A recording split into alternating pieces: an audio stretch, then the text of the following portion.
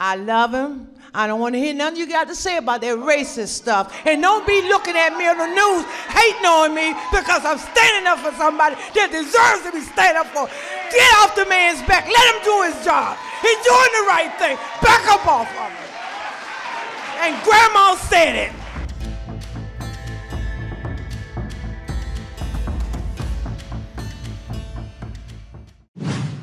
But I've also deployed the National Guard to bring back safety to Memphis and to New Orleans and Washington. And the National Guard has been incredible, and people are safe. In the case of Washington, the restaurants were all closing up. People were getting really badly hurt and killed, frankly, many people killed. And now you can walk down the street and you have nothing to fear. We have one of the safest cities in the world, and it happened very fast, Bruce. One of those who knows the importance of this mission is Felicia Cook, a lifelong Washingtonian who tragically lost her grandson to violence in 2017. Felicia, we're so sorry, and you are a spectacular person. If you could say a few words, please. Thank you very much. Yes, come on. Oh, yeah. Oh, help her up. We don't want any mistakes. Come on in. First of all, can I have a hug? Yes, you can. Thank you, darling. Thank you, darling. That's so nice. I like her. Please. I like him too. One thing I like about him, he keeps it real just like Grandma. I appreciate that because I can trust him because he tells exactly how he feels and what he thinks. Thank God for this president. I am filled, my cup runneth over. Because he allowed his constituents, his people, to come to my house to interview me, to talk about the murder of my grandson. It seemed like nobody cared.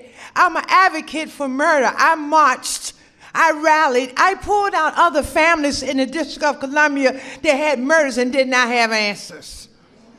Ooh. We marched and we rallied, and nobody heard me, Democrats. Get mad at me. Until this Republican sent his constituents, his people out there to interview me in my home. Have you ever heard of a thing?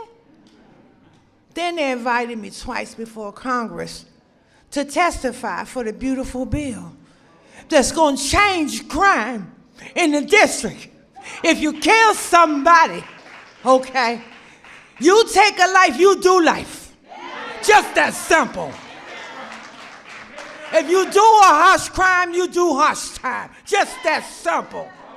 And then we need National Guard, and which we did years ago. He brought it on. I love him. I don't want to hear nothing you got to say about that racist stuff. And don't be looking at me on the news hating on me because I'm standing up for somebody that deserves to be standing up for. Get off the man's back. Let him do his job. He's doing the right thing. Back up off of him. And Grandma said it.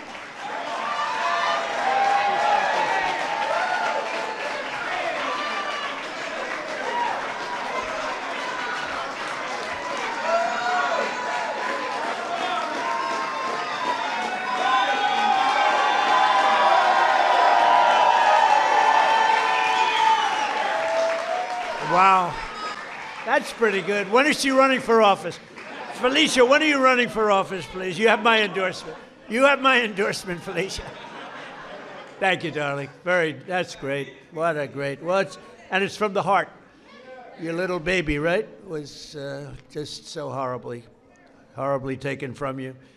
Under the Trump administration, we believe that no community should be abandoned to the scourge of violent crime, and we're saving thousands and thousands of lives in many cities. And frankly, if these radical left lunatic Democrats would come and say, please help us, please, we'd stop crimes all over the place. And we're doing it in a lot of cities. Sometimes we have to force ourselves upon them because they're so bad.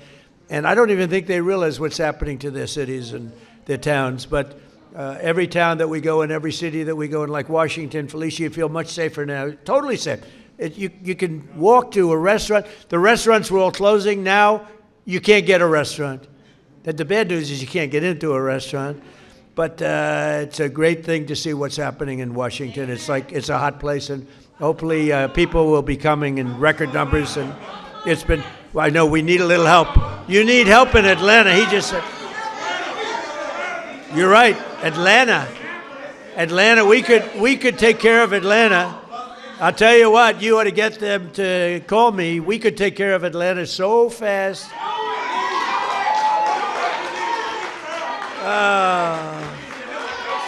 They don't want to call. They don't want to call because they don't want to admit it, and they'll never fix it themselves. Don't forget, we move people out. We don't just go in and, be tough guys. We move people out. We take career criminals and we get them out. We bring them back to the country from where they came. And think of it, 90% of the crime is caused by 2% of the people. Think of it. So when you get the criminals out, you solve a lot of problems. Another way that we're fulfilling our duty to the next generation is the single biggest thing that's happened having to do with schools and education. It's called school choice in our great, big, beautiful bill. Our beautiful bill, which really covers 4 years.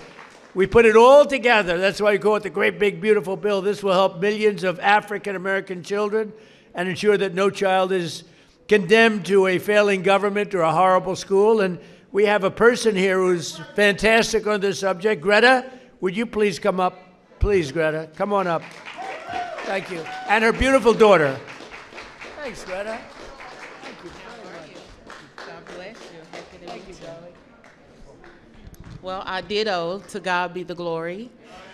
And we're grateful for our president. He's doing some tremendous work. And I want to remind those that don't know that this was prophesied. So you weren't supposed to have the second term when it came about. This is your season. And God said that it was going to be rough the first 2 years and that things were going to happen. But then the last 2 years are going to be great. Well, I hope and so. Yes, you're going to do some tremendous things. And so for that, we thank you. On behalf of all the mothers all around the world, I'm from Texas. I live in a zip code that I didn't have an opportunity to have a choice to go to school. And so when I raised my children, I wanted a better opportunity for them. And I'm so grateful to ACE scholarships and all the doors that the president is opening for education. My son was in a school that he didn't have any voice, and he found drugs in school. And he died. And so I'm here today to just show my appreciation for all the moms around the world. We have a choice now. This choice is so important to mothers. I have a child that, because I had a choice, she's in private school. She's thriving. She's thriving. She's going to be an anesthesiology nurse, and she's doing great. And ACE scholarships was a big part of that. Changing education changes everything. Thank you, sweetheart. Changing education changes everything. In my zip code, it feels like we were locked in a cage. And being locked in a cage and can't get out. And because of all of the things that you're doing for education, now we can get out and soar. Our children can have a chance to be prosperous, just like other children. And I thank you for that. This is a great opportunity. So on behalf of all the mothers all around the world, I stand here and I give you your flowers while you can still get them.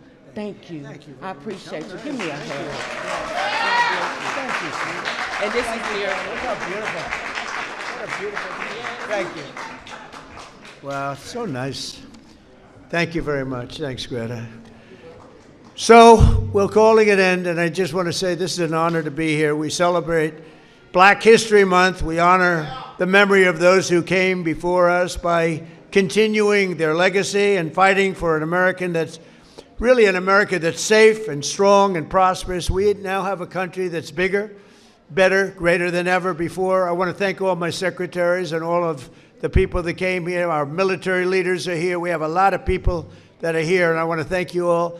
But this is a very special group of people. So happy Black History Month, happy Black History Year, and happy Black History Century.